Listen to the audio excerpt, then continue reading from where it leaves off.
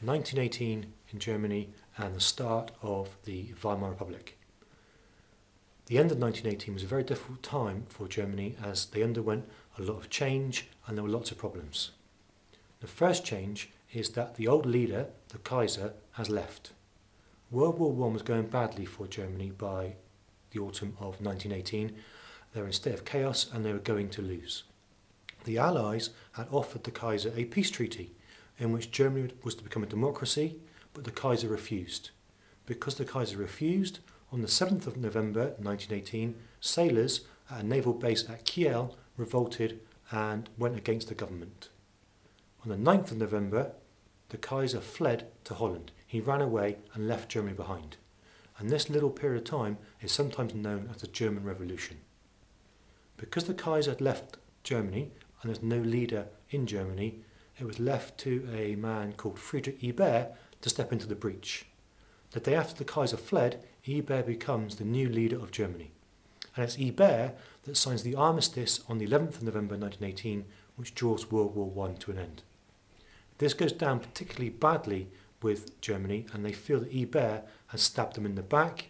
Him and his government get labelled as the November criminals because the people in Germany don't feel that they were going to lose World War I. They were going to, but they just didn't like the fact and didn't like to accept the fact that they were losing and had lost the First World War. Ebert takes over following the Kaiser's abdication. And in January 1919, he becomes officially elected as the leader, as his party win the most votes in the election. At this time in Germany, and from the end of 1918 up to the beginning of 1919, Germany is in a state of chaos.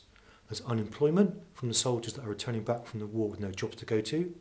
People are dying of flu because influenza has struck Germany and people are malnourished and therefore they are dying due to their conditions. And finally, people are so hungry that they are eating rats, they're eating the horses that were brought back from World War I, and they are even adding sawdust to their bread or to their flour to make bread to make it last longer. So it's a very, very unhappy, unstable place to be. In amongst this, a new Germany is created. It's called the Weimar Republic. It's still Germany, but there's a Weimar government in charge. Because Berlin was a dangerous place, the new government met in a small town called Weimar, hence it being called the Weimar Republic.